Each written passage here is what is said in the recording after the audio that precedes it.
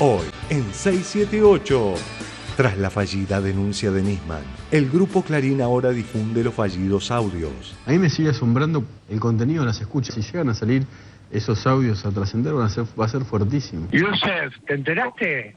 ¿De qué? ¿Qué pasó? No sabes nada, me llamó Parrilli recién. Se firmó el acuerdo Argentina-Irán en Etiopía. Sí, sabía. Salió en todos lados. Hoy a la mañana. Hoy a la mañana. No, estoy en Babia, yo. Estaba... ¿En serio, boludo? Sí, sabía. Salió en todos lados. Hoy a la mañana. No, estoy en Babia, yo. Estaba... ¿En serio, boludo? Hoy a la mañana Pero estoy en el campo, boludo, acá no hay internet, no hay una mierda. Estoy en el campo, boludo, acá no hay internet, no hay una mierda. Si llegan a salir esos audios a trascender, va a ser fuertísimo. Yo creo que hay mucho humo, mucha sobreactuación en las denuncias de Nisman, pero las pruebas hablan a partir de escuchas, nada más. Entre Luis Delía y Alejandro Yusuf Khalil. Lo que ahora vamos a escuchar, lo que muestra en realidad que tenían buena relación. Nada más que eso. Escúchame, ¿cuándo nos vamos a ver nosotros? Cuando quiera, boludo, mañana, ¿querés? No, mañana no, porque mañana es muy factible que me junte con esta gente. Me junté el viernes que te comenté. Bueno. Y estoy medio con ese tema, pero después me gustaría juntarme con vos. Dale. ¿Eh? Dale. Bueno, dale, Luisito, te mando un abrazo. El martes. Dale, el martes nos juntamos entonces. Dale, listo, Luisito, un abrazo. Chao, pa. Chao, Yusuf, un abrazo. Chao. Lo que muestra en realidad que tenían buena relación. Nada más que eso. La confirmación de que en Argentina se puede decir cualquier cosa. Vamos viendo cómo para algunos sectores mediáticos ya se olvidan de Nisman y solamente les gusta y les sirve la utilización política en contra del gobierno que pueden hacer de esta muerte. Lo peor de todo esto es que siembra la sensación de la autoría del gobierno. La sensación de la autoría del gobierno. Y un día antes, esto le dijo Carrió a Clarín. Adelantó que se retirará un mes y que no hablará porque hay que dejar trabajar a la justicia. El problema es que acá nos encontramos que acá empieza el régimen a matar. Acá empieza el régimen a matar. Esto es así. Yo creo que si esto continúa, si esta confusión, este desmadre continúa, van a ganar todos los candidatos que se planteen como lo contrario a este. Van a ganar todos los candidatos que se planteen como lo contrario a este. Yo he estado hablando esta semana del caranchismo político de algunos que lamentablemente lo tratan de utilizar y obviamente que también hay caranchismo mediático. Se miente, hasta en las cosas más ínfimas. Ministro Rossi, muchísimas gracias por haber venido. ¿Qué tiene en su mano? Hoy por el canal de Noticias de TN, una entrevista que hice con Nelson Castro a la salida de la reunión del Partido Justicialista. En un momento de la entrevista, sí, yo hago este gesto. Sí. Un gesto de tocarme la nariz, sí, se está viendo en la pantalla del celular. Un gesto, una cosa así. Ministro, como siempre, gracias por hablar con nosotros. Y esta es la forma como nosotros nos gusta mantener la comunicación frontalmente. Muy amable. Armaron una operación diciendo el fuck you de Rossi a Nelson Castro. Y eso está hoy, en este momento, colgado en el Twitter de TN. tn.com.ar de ayer. El fuck you de Rossi que explotó en las redes sociales. La verdad que es de una bajeza periodística, de una bajeza desde todo punto de vista. Bueno, esto es TN. No solamente mienten, sino que generan infamias en forma permanente. Dos personas incómodas ante una pregunta. Este daño enorme que le resulta al gobierno, la muerte del fiscal, se lo infligió el propio gobierno. ¿Por qué? Se lo infligió el propio gobierno porque sacó de la CIDE al Archer, porque decía que jugaba con Massa, lo puso a Parrilli, porque no le había dado información adecuada. ¿No es el que le dio los fondos a Massa para iniciar el...? No, Larcher es, dice la presidenta que no le informó... Contésteme. ¿No es el que le dio los fondos para iniciar el Frente Renovador? No, perdón. A ver, yo la verdad que responder pavadas a esta altura de mi vida. Hay una cosa que es muy importante. Hay una cosa que me dijiste tantas barbaridades esta noche, la verdad que no... Bueno, dígame cuáles. Pero hay una cosa muy importante. Yo creo que hemos coincidido todas las fuerzas políticas, en donde nadie se aprovechó, digamos, la verdad, esto es de una gravedad institucional que el primero que tiene que dar cuenta es el gobierno. ¿Por qué no me contesta lo que yo pregunté? No, porque es una estupidez lo que está diciendo. Pero digo, pará, dos cosas. ¿Larcher le dio dinero al Frente Renovador, a Massa, para iniciar el proceso? Barbaridades no, por favor. Lo que necesita la gente es tranquilidad. Dígame sí o no. La tranquilidad que no le está dando el gobierno con un mensaje certero, preciso, convocando a la oposición. Obviamente, cualquier tipo de debate como para embarrar la cancha, que todo el tiempo lo vemos, ¿no? En este caso lo tenemos personificado. ¿Por qué embarrar la de cancha Camilo, si estoy planteando cosas serias? Nadie se puede poner a debatir porque dice tantas cosas realmente que no tienen fundamento. Bueno. Responder pavadas a esta altura de mi vida. Dice tantas cosas realmente que no tienen fundamento. Bueno, pero debatamos no da. lo que estoy diciendo. No, es que yo no puedo ponerme a debatir algo con ¿Cuál tan es poco lo que fundamento? yo embarro la cancha? Perdón, yo estoy diciendo... No, yo estoy diciendo... Ya sé esa escuelita que tenemos. Y lo dije, ya sé esa escuelita que tenemos. Y lo dije ayer, cuando Parrilli fue nombrado en la Vos Secretaría decís lo de que te Inteligencia... dicen que tenés que decir así pues te no llaman me y te dice felicitan. nadie en Vos decís lo que te Inteligencia... dicen que tenés que decir así pues te llaman y te felicitan. No me dice Nosotros nadie seguimos laburando. No me dice nadie lo que tengo que decir. No, bueno, pero entonces lo lees porque es lo mismo que dice Tiempo. Lo mismo que dice Tiempo Argentino. Y usar la palabra para decir algo, no para repasar lo que vos a mí no me digas para qué utilizo la palabra porque yo tengo la trayectoria suficiente que a vos te falta. Yo tengo la trayectoria suficiente que a vos te falta. Empieza 678, un programa que no dibuja la realidad.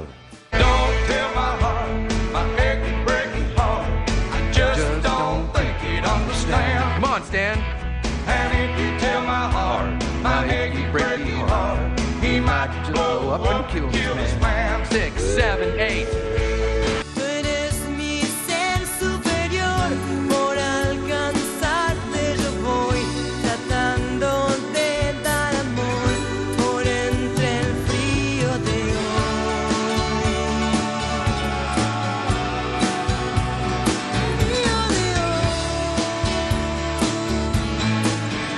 a donde quiera que voy, a donde quiera que voy,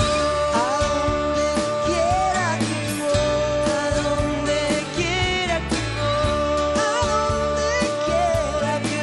a donde quiera que voy, a donde quiera que voy, a donde quiera que voy, a donde quiera que voy.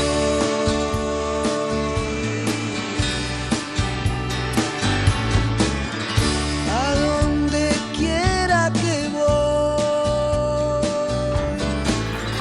a donde quiera que Muy buenas noches, bienvenidos aquí a 678. Les quiero agradecer a mis compañeros que han estado acá, aunque yo sé que ustedes tampoco tienen la trayectoria de María Julia Oliván, pero vamos a hacer todo lo posible para sacar un programa decente adelante.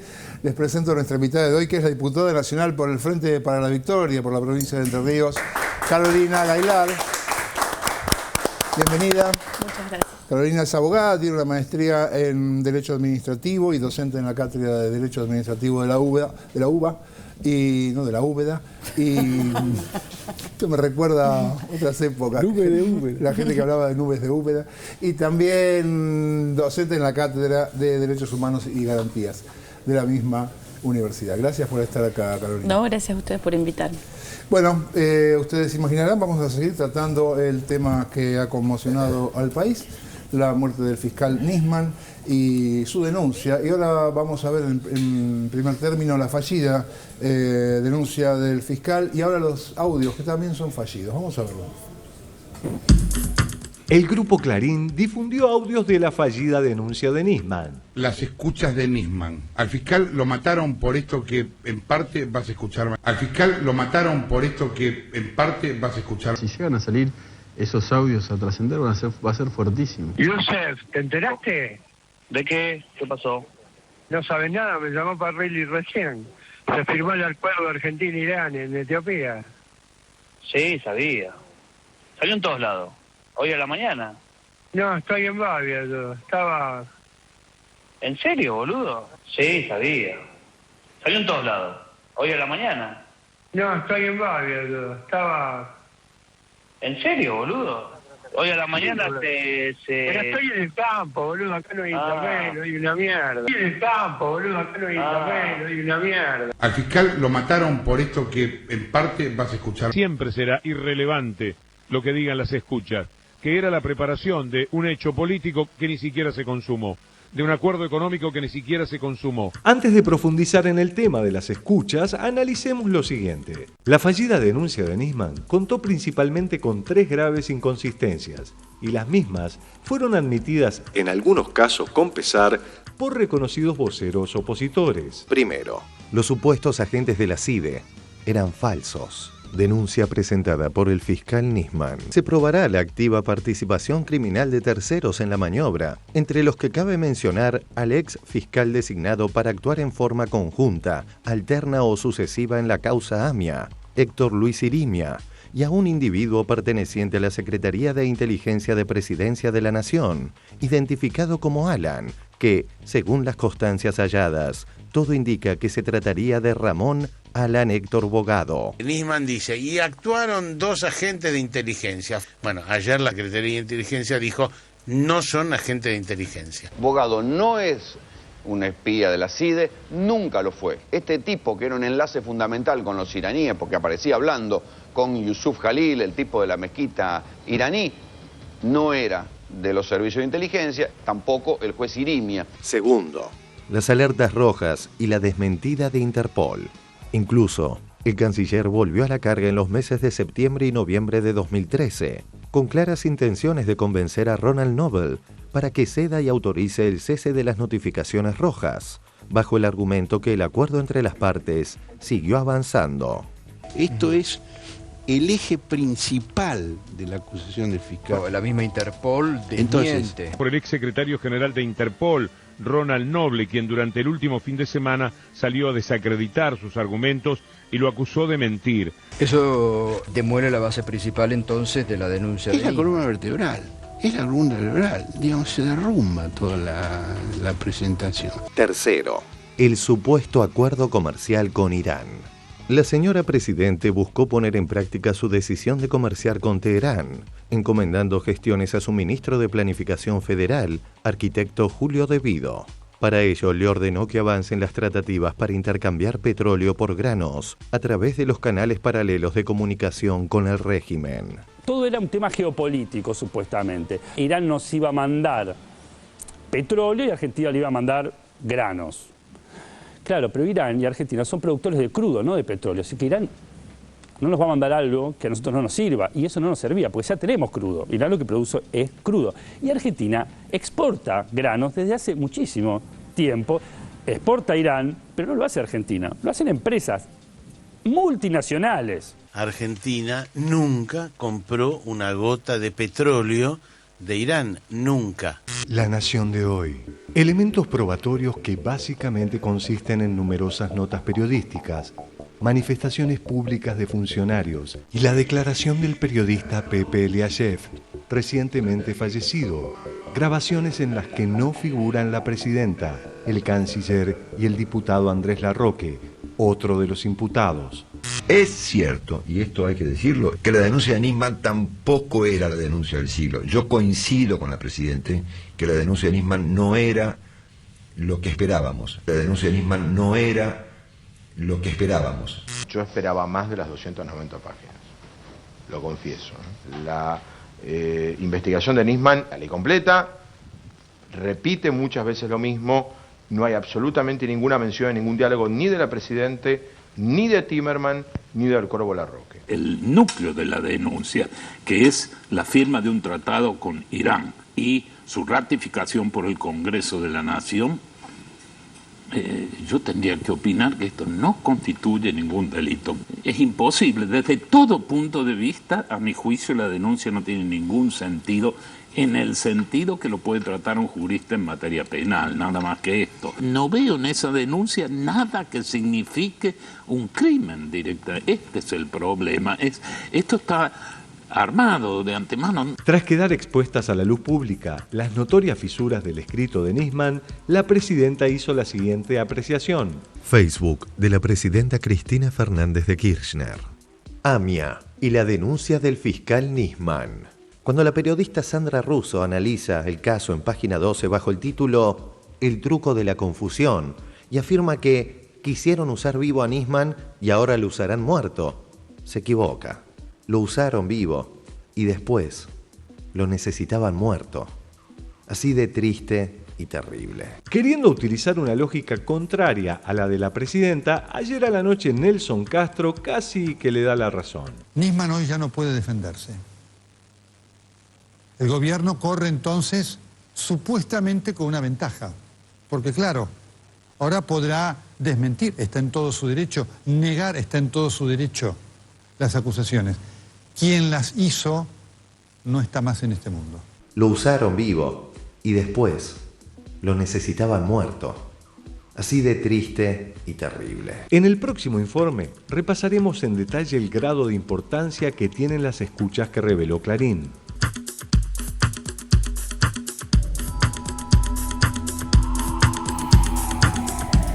Bueno, muy bien, estamos acá con la diputada Gailar, que no solo es diputada, sino que además es una académica en cuestiones jurídicas, con lo cual, bueno, estaría interesante que nos cuente qué le parece esto como pieza jurídica, este documento que presenta un fiscal nada menos que para acusar a una presidenta de encubrimiento de terroristas.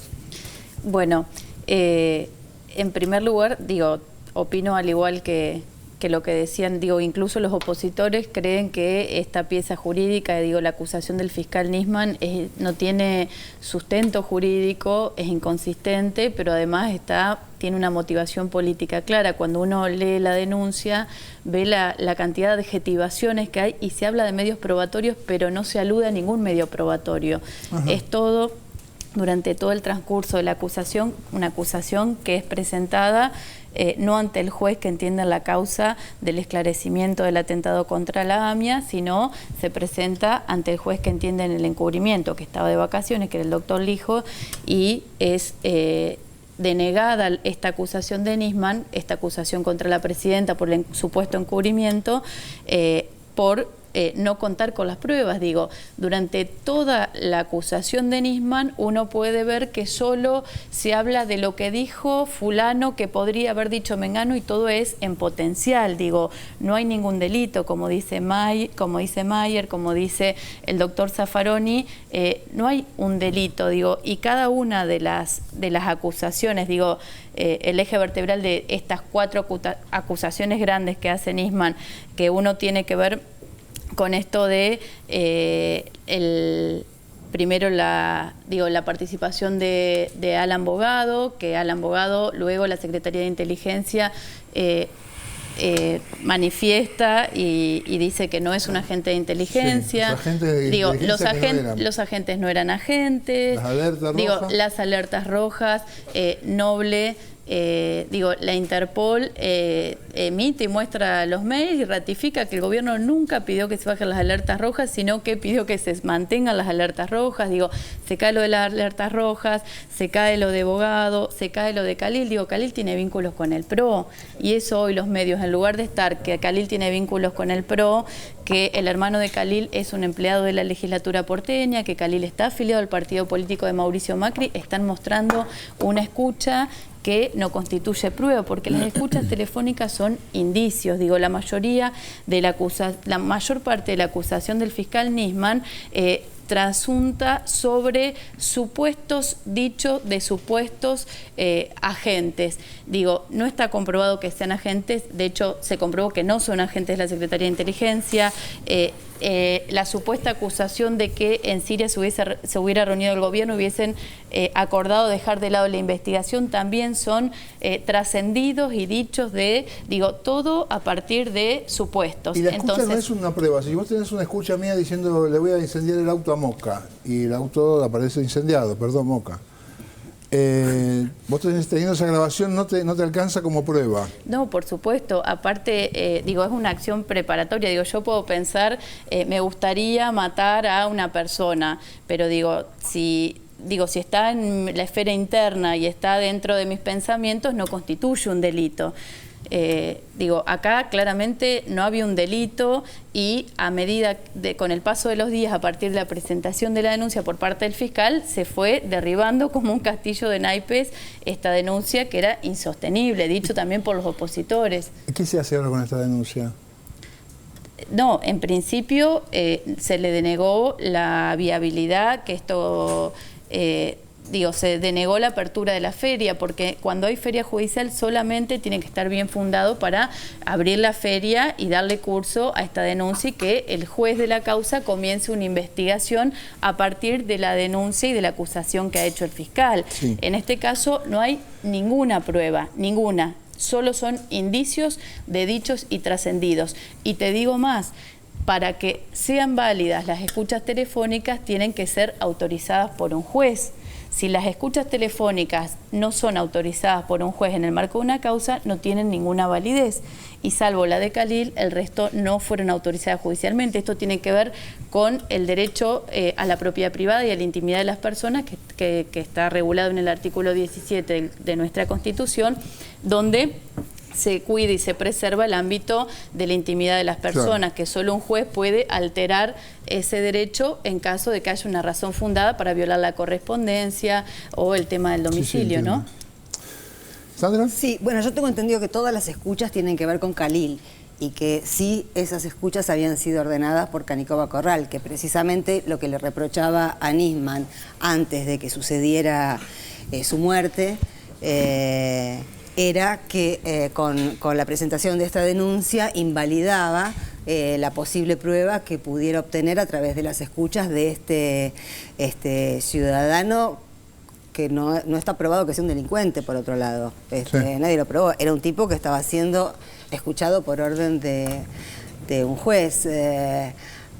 Sobre las escuchas igual vamos a seguir hablando en otro informe, que quisiera decir algo pero lo voy a decir después. Lo que a mí me parece, tomando lo que decía la diputada, es lo que se me hace incomprensible es, dada la inteligencia de Nisman, dada su digamos, su estar en el mundo, que hasta cuando uno lo ve en las filmaciones caminando, o hablando en una entrevista, se da cuenta que es un tipo hiperseguro, era un tipo hiperseguro de sí mismo, solvente, digamos. Solvente, absolutamente idóneo en la materia que desarrollaba. Es que presentara esta denuncia sin haber chequeado que las alertas rojas nunca habían sido dadas de baja y sin tener ninguna, absolutamente ninguna prueba, porque la realidad, Interpol, etcétera, ya eso sí lo han demostrado, que eso nunca estuvo en cuestión. Entonces, esa es lo que la verdad yo no comprendo. Más allá de que tal vez le hayan vendido carne podrida, todo esto que uno sabe que hacen los servicios, lo que no comprendo es cómo presentó esa denuncia con un núcleo que se iba a caer inmediatamente. Bueno, la presidenta, yo vengo insistiendo con esto, en la primera carta sostiene dos veces que, o por lo menos sostiene o sospecha, presenta dos veces la sospecha de que el documento se lo entregaron cuando él llegó hasta acá. Y a mí se me ocurre que quizá Nisman no tenía leído entero el documento, porque cuando va a TN cuenta que Gil Carbó se porta muy bien con él porque le ofrece aumentarle la custodia. Quizá no había leído que en el documento aparecía Gil Carbó como interesada en sacarlo de la causa, como la mala, digamos. Él habla bien de ella en TN y después en su documento habla mal de ella. Quizá eso podría ser también un indicio, no una prueba, de que quizá él no había escrito eso. A ver, Moca. Sí, a mí me llama la atención, más allá de las pruebas concretas, de las cosas que uno le llaman la atención puntuales de esta presentación, la invasión del género periodístico que empezó siendo la política hace por lo menos, no sé, 25 años o 30, que en este país el género de hacer política pasó a ser colonizado por una manera de hablar que es la de los shows televisivos. Es decir, alguien que argumenta, el otro que contraargumenta, un coordinador, un moderador que saca las conclusiones. Esto fue la década de 90, fue Neustadt, fue Grondona. Ahora ese lenguaje mediático y espectacular y lindante con lo farandulesco ha invadido a la justicia.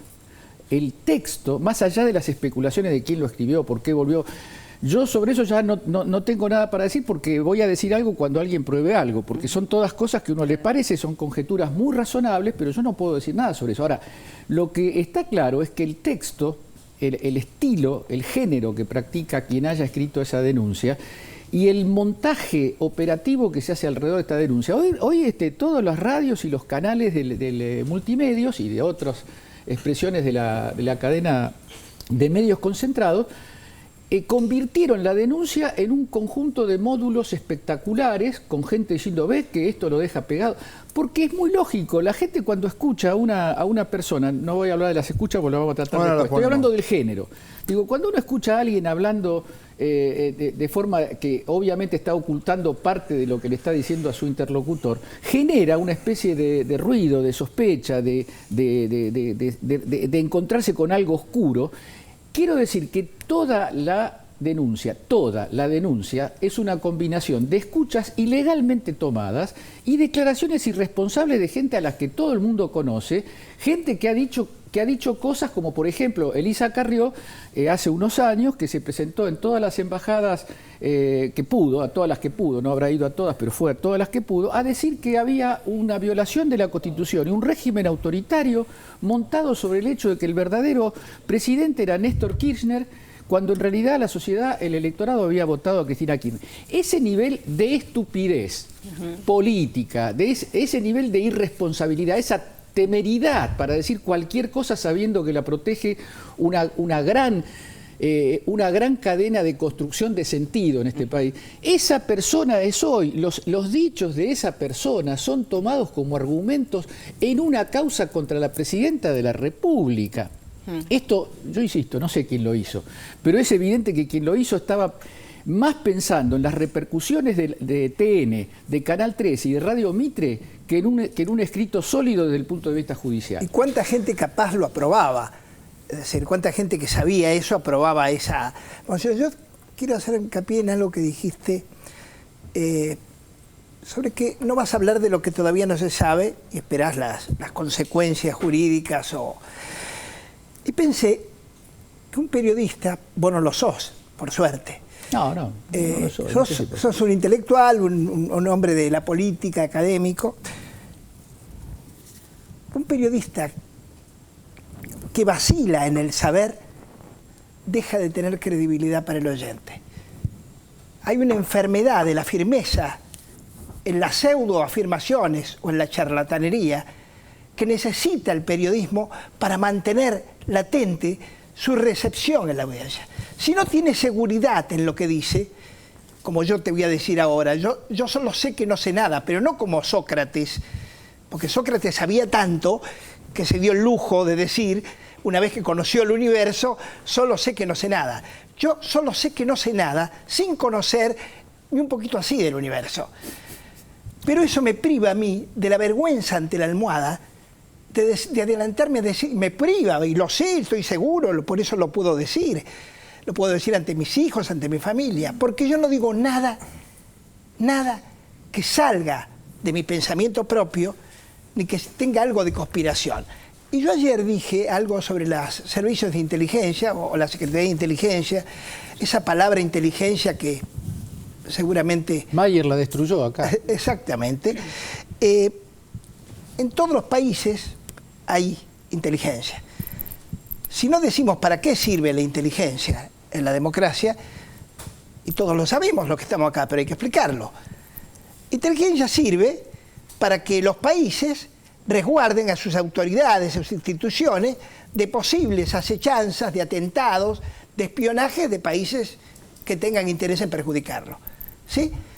No está para perseguir a los ciudadanos, para hacer conspiraciones truculentas, para matar, no está para eso. Ahora, el desvío de una cápsula, de una célula de esas de inteligencia, eso está escrito en miles de películas y mejor, en libros muy contundentes. Entonces, ¿qué ha ocurrido acá? Evidentemente ha salido de ahí algo, y acá voy a terminar el pensamiento porque me puede llevar a derivaciones, ha salido algo, digamos, opositor al gobierno argentino, buscándole una vuelta para perjudicarlo. Encontraron alguien funcional a eso, con mucho interés y ambición, para que eso fuera cierto. Encontraron un periodismo, digamos, adherido a esa idea. Se habla ahí en el propio documento, se habla de quiénes fueron esos periodistas, y también de parte de las organizaciones y autoridades judías y algunas israelitas que prefirieron creer en esa tendencia. Aceptaron que eso era posible. Hasta último momento lo aceptaron posible. Bueno, esta es la situación. Ahora, ¿qué se hace? La pregunta retórica que siempre suelo hacer, pero que no puedo responder, ¿qué se hace con inteligencia? ¿Un país puede prescindir de esa secretaría, de esa organización? ¿Puede organizarla de manera que no se produzcan estos hechos? Pregúntenle a Estados Unidos, que mataron presidentes. Pregúntenles a la India, que hicieron magnicidios. Pregúntense. Y entonces estamos ante un dilema que merece otro tratamiento, ¿no? Vamos a los audios, ahora sí, a estos audios conseguidos de manera, no sé cuánto de legal que tienen, y tampoco sabemos cómo llegaron, si llegaron de manera legal al grupo Clarín, pero bueno, hoy los estuvieron pasando, hicieron un gran show. Vamos a verlo. El grupo Clarín dio a conocer los fallidos audios de la fallida denuncia. Veamos algunos tramos de los audios que son parte de la fallida denuncia. Resulta curioso que quien supuestamente recibía órdenes directísimas de la presidenta, el día que se aprobó el memorándum, se enteró varias horas después que gran parte de la población, ya que se encontraba en un campo sin señal de celular. A mí me sigue asombrando el contenido de las escuchas. Si llegan a salir esos audios a trascender, va a ser fuertísimo. Yusef, ¿te enteraste? ¿De qué? ¿Qué pasó? No sabes nada, me llamó Parrilli recién. Se firmó el acuerdo Argentina-Irán en Etiopía. Sí, sabía. Salió en todos lados. Hoy a la mañana. Hoy a la mañana. No, estoy en Babia yo. Estaba... ¿En serio, boludo? Sí, sabía. Salió en todos lados. Hoy a la mañana. No, estoy en Babia yo. Estaba...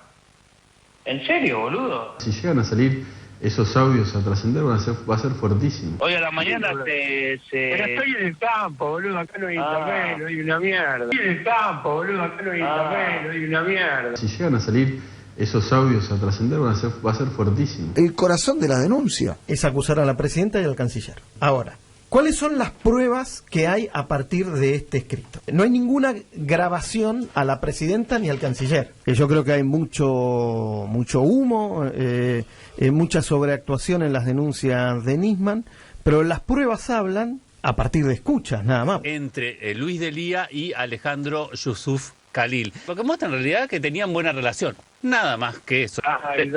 Tengo la oficina en Palermo ahora. Y bueno, mandame por mensajito de texto. Dale, te mando por mensajito de texto y comemos el martes, almorzamos juntos, dale, listo. Si querés vamos a Sarquís, ¿querés? No, venís a la oficina y yo hago que traigan toda la comida ahí. Comida. Bueno, listo. A la una nos vemos ahí, mandame la dirección. Dale, listo, Luisito, un abrazo. Chao, pa. Chao, Yusuf, un abrazo. Chao. Es muy fuerte escucharlas, es muy fuerte ver el vínculo que había entre Khalil y Delía. Te mando por mensajito de texto y comemos el martes, almorzamos juntos, dale, listo. Si querés vamos a Sarquís, ¿querés? No, venís a la oficina y yo hago que traigan toda la comida ahí. Es muy fuerte escucharlas, es muy fuerte ver el vínculo que había. Es raro, no hablan de ningún delito, digamos. Como un asado. Sí, la verdad no es una escucha que muevan los cimientos salvo de cuando nada. Las escuchas que van a prolongar toda esta historia día a día en una secuencia, tiene un solo canal, por supuesto, que es el Grupo Clarín. Está el hijo y no es esperable otra solución. Así que difícil sería que no sean los destinatarios de escuchas. Las escuchas que se están conociendo y que hemos nosotros conocido también a través del programa de Jorge Lanata. Son muy impresionantes las nuevas escuchas, Jorge. Son impresionantes las escuchas de Nisman. Al fiscal lo mataron por esto que en parte vas a escuchar. Al fiscal lo mataron por esto que en parte vas a escuchar. Sabes que te iba a llamar, pero es que ¿qué lo voy a llamar? Este ya debe saber, decía yo. Bueno, impresionante. ¿En qué se basa el memorando? Bueno, impresionante. ¿En qué se basa el memorando? Pensé que sabía, yo que lo voy a llamar a ella, sabía antes que yo. Al fiscal lo mataron por esto que en parte vas a escuchar. Las escuchas que hoy han comenzado a conocerse algunas entre Khalil, Esteche, Delía. Bueno, ahí hablan de intenciones de ellos. Ahora, aquellas cosas que debían conseguirse no se consiguieron. Ya me he referido a la principal, que es la de las alertas rojas, que sería el interés central de Irán. Incluso en una de las escuchas, alguno de los interlocutores plantea la molestia de Irán por el hecho de que Timmermans no haya hecho lo que ellos esperaban que hiciera. Ahora, incluso hay una frase antisemita, dice ese ruso de mierda no hizo lo que tenía que hacer. Sí, ¿por qué está demorado todo? Y hay un poquito de esto entre nosotros, hay un poquito de sazón de allá. Parece que el ruso este de mierda se mandó alguna. Hay una frase antisemita, dice ese ruso de mierda no hizo lo que tenía que hacer. La prueba que hay es que el gobierno argentino no hizo un solo gesto en esa dirección. Siempre será irrelevante lo que digan las escuchas, que era la preparación de un hecho político que ni siquiera se consumó, de un acuerdo económico que ni siquiera se consumó. Hasta el ultraopositor Majul resalta que los audios carecen de algo revelador. Una escucha, vos ponés ponés el cuadro escucha, ¿no? En la tele, vos decís escucha. Hay una escucha entre Adrián Pallares y Juan Cruz Sanz. Y vos le decís, ¿me trajiste eso que hablamos? Y Juan Cruz Sanz dice, sí, pero no me alcanzó porque tenía que... Uno por teléfono habla así. Sí. Sos culpable automáticamente. No lo estoy defendiendo de Elía. No, te entiendo. Lo que digo es que una escucha estas características tomada fuera de contexto... valor tiene. Claro.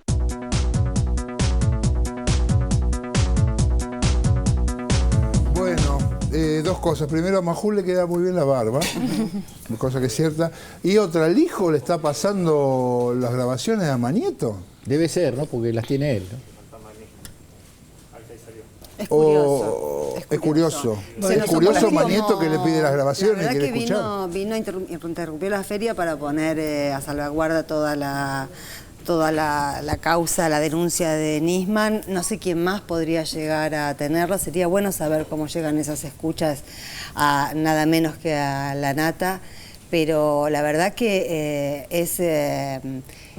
me parece que humillante en relación a la memoria y al interés en dilucidar qué pasó con la muerte de Nisman.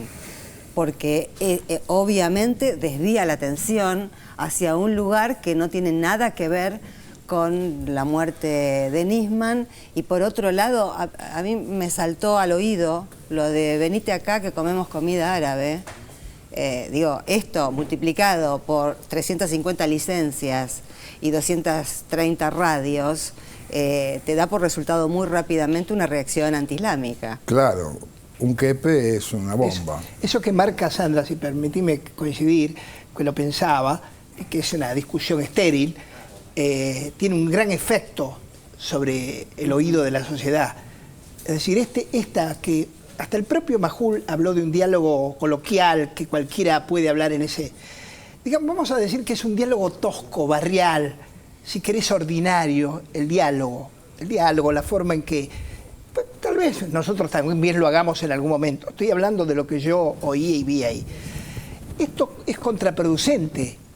La sociedad cuando lo escucha y ve que hablan, como dice Sandra y como dice él, de comida árabe, de una adhesión que puede tener Delía con todo derecho a una cultura, todo el derecho de tener, así como otros tienen el derecho de tenerlo frente a otra cultura. Pero, de hecho, al estar demonizado Delía en ese sentido, él ha hecho también algún esfuerzo en algún sentido, queda en la sociedad, y por eso los medios lo multiplican. No crean que los medios son ignorantes, ¿eh? Ahí hay toda una cadena de pequeñas inteligencias puestas al servicio del engaño, lo dijimos acá varias veces, del que recibe esos audios. La repetición te va a decir cualquiera en cualquier lugar, te va a decir, pero sí, claro, eso. Como si como si Delía tuviera una importancia, a ver, vamos a ser claros, tuviera una importancia capital en estos... Ni siquiera se toman el trabajo de pensar qué tiene que ver la presidenta con eso, pero bueno, mediáticamente me parece que ese es un escandalete que rinde, por lo menos ahora, sus frutos. Me quiero escuchar a la diputada. No, bueno, yo creo, Barragán, que esto es la muerte de Nisman es una clara operación política contra nuestra presidenta para dañar nuestro gobierno, un gobierno que tiene amplia aceptación y aprobación de las mayorías. Cuando uno lee la denuncia, en el contexto y en el marco que fue presentada, un hombre que hacía tantos años que venía investigando la causa, que de repente interrumpa las vacaciones, uno no planea de un día para el otro un viaje a Europa con una hija que cumple años, probablemente hace mucho tiempo venía planeando esto.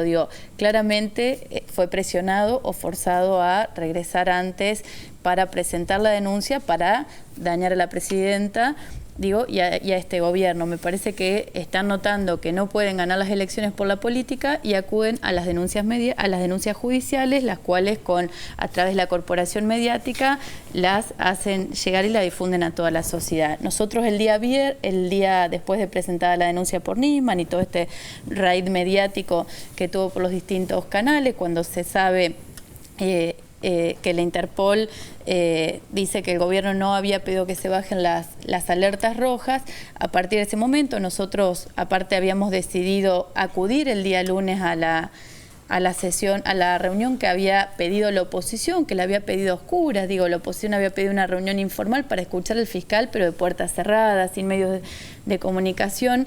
Cuando el oficialismo, nosotros pedimos ir y que sea puertas abiertas porque queríamos que ante una denuncia tan débil contra nuestra presidenta se sepa la verdad y la sociedad sepa la verdad y todos los puntos flojos que tenía esa denuncia, y realmente éramos nosotros los que teníamos muchas preguntas para hacerle al fiscal.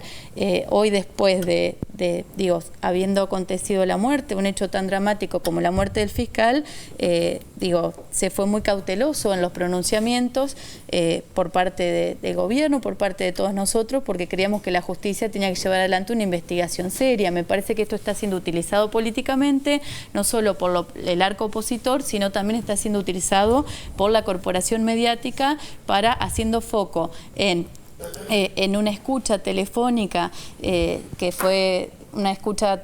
que fue realizada sin autorización judicial y que además no dice nada, no prueba nada, y la persona a la que se hace foco, que está involucrada en la escucha, que es supuestamente la persona y el vínculo del gobierno con los iraníes, no sabía nada acerca del memorándum. Entonces me parece que es todo muy trucho y es parte de un libreto que han construido, porque la denuncia, cuando uno la lee, es un libreto donde hay varios personajes, y el fiscal Nisman lo utilizaron como un personaje para llevar adelante este libreto y esta acción que no tiene otro objetivo que denostar a nuestra presidenta y hacerle daño a un gobierno que tiene amplia aceptación de las mayorías. No, es que viendo cómo funciona esto en la radio, sobre todo, es como, abona a esto que dice Moca, que es una denuncia hecha, pergeniada, preparada para los medios. Sí.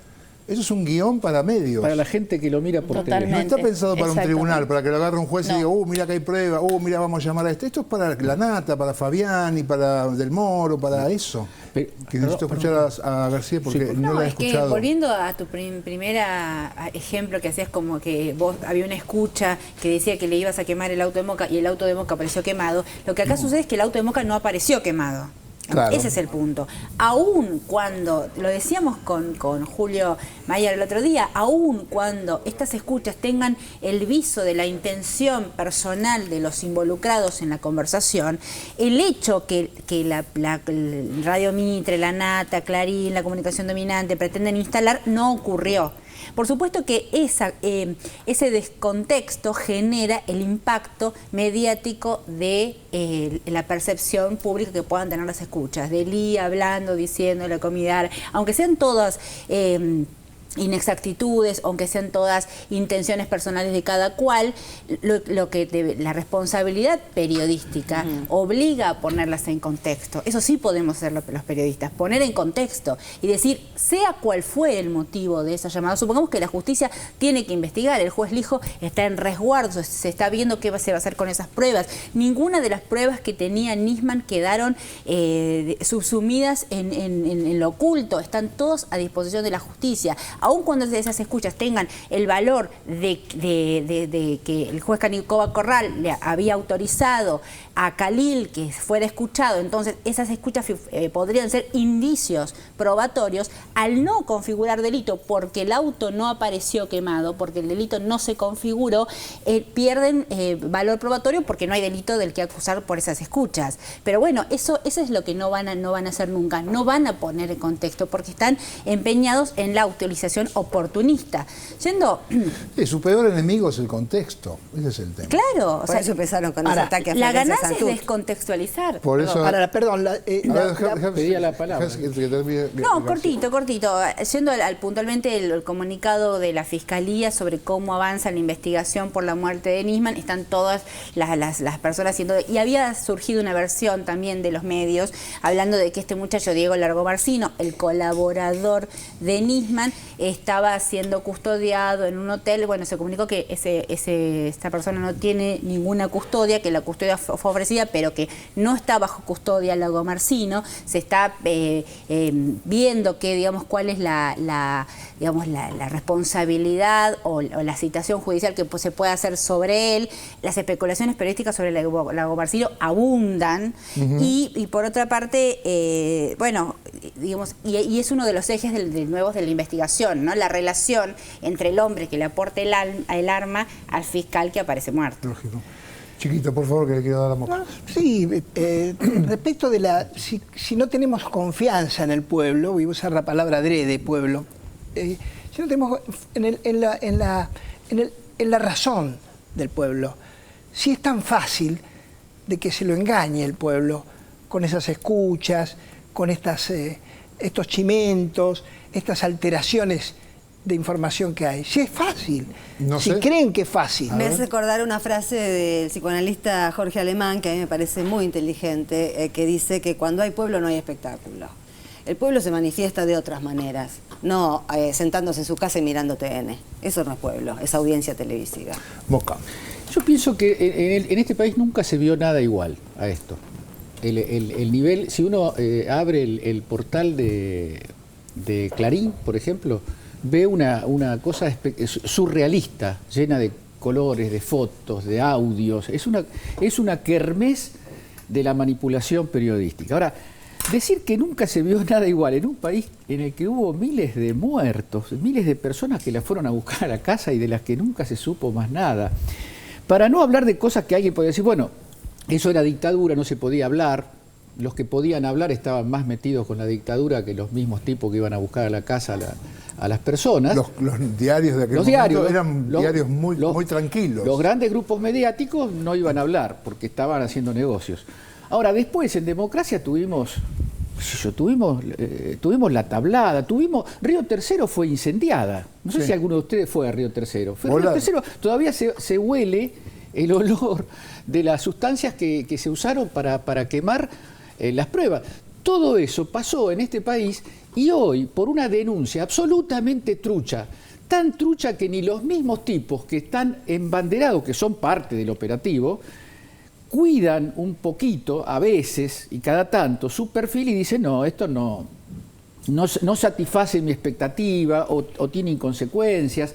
Entonces yo creo que hay algo notable en esto, que han puesto toda la carne en el asador. Y creo que esto es un activo de la democracia en la Argentina. Salieron todos los bichos, todas las bestias salen en el ruedo. Nunca hubo un caso donde el servicio de informaciones y las guerras intestinas de los servicios de informaciones tuvieran la relevancia y la evidencia, la visibilidad que tienen en este caso. Perdón. Y digo, tantas son las espaldas de esta democracia y también de este proyecto político como parte de la democracia, que yo estoy invadido por la confianza, por la fe, en el sentido de que el tiempo juega a favor nuestro. ellos necesitan que todo esto en algún punto estalle rápido, porque está hecho de la nada. Está hecho de la nada. Cuando se averigüe, cuando se investigue, porque vamos a hacer que se investigue cómo fue la muerte de Nisman, vamos a hacer que se investigue más atrás también, cómo fue la cadena de encubrimientos previa a esta denuncia, cuando se sepa qué rol juegan los jueces que le pasan las escuchas a la nata, quiénes son esos jueces y si soportan un jury de enjuiciamiento.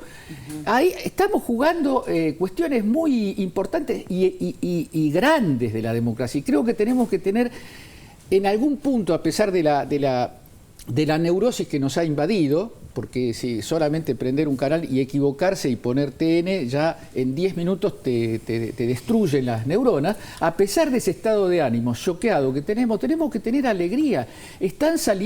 La basura está saliendo del pozo, y la hizo salir del pozo el mismo gobierno que hizo salir del pozo a los que cortan rutas para no perder un peso de retenciones agrarias, el que hizo salir del pozo a las grandes cadenas mediáticas que no querían competir, que querían y quieren tener monopolios y posiciones dominantes.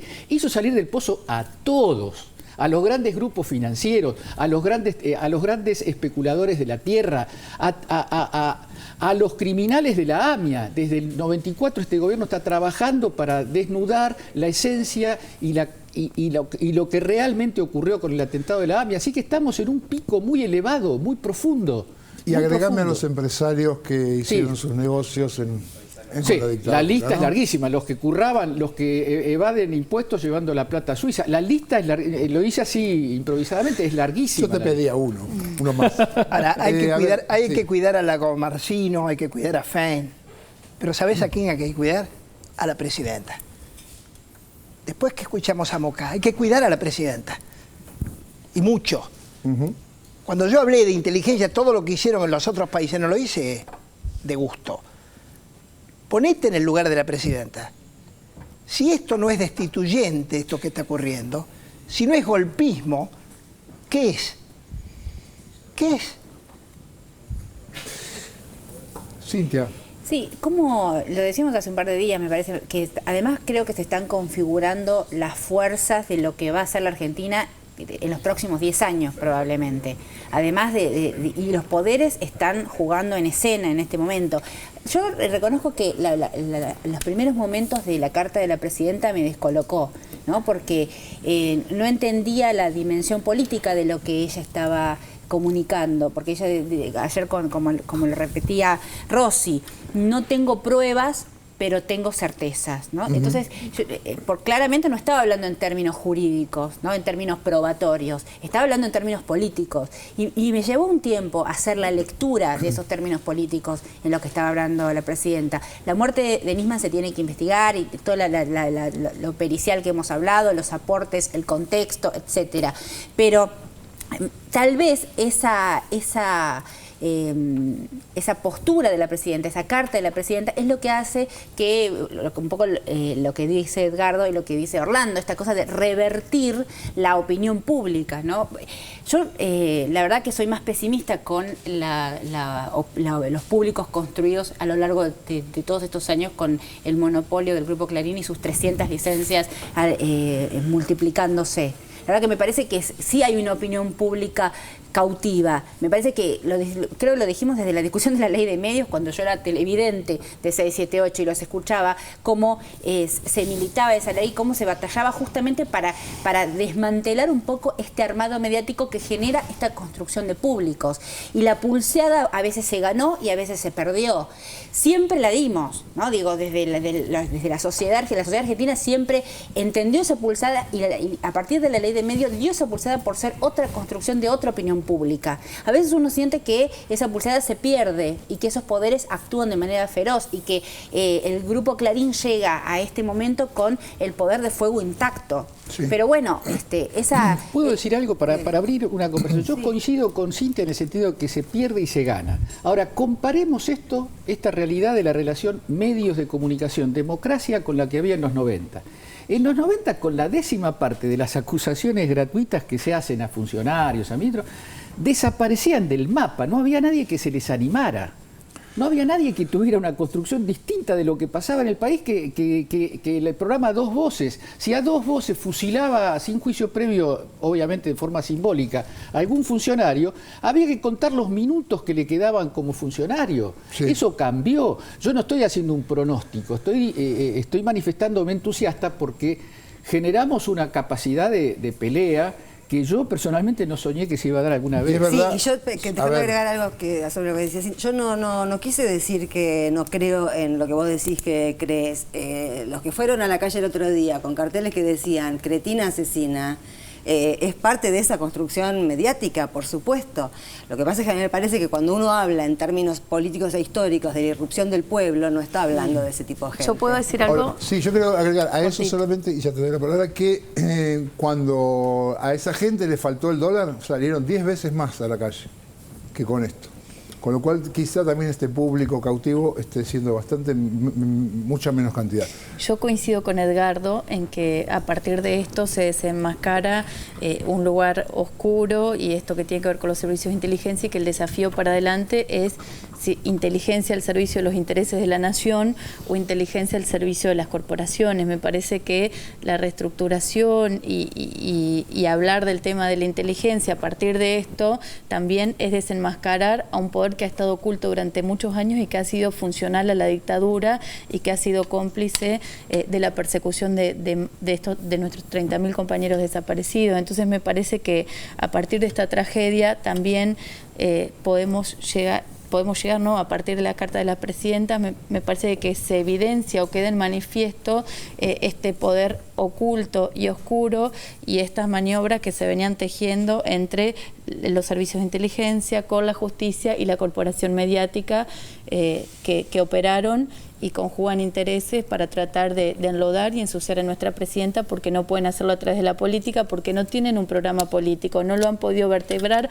o si lo tienen no lo pueden decir, porque tiene que ver con ir para atrás con todo lo que se ha conquistado en estos últimos años, que hace que la sociedad argentina acompañe y tenga altos niveles de aprobación nuestro gobierno. Así es, vamos a hacer un corte y ya volvemos. Tenemos un poco más de media hora más de programa. Vamos a seguir discutiendo sobre estos temas. Dale, Negrito, ya venimos. Cuando el amanecer dejó de amenazar, nació la mañana. Y tu parecer cambió de parecer.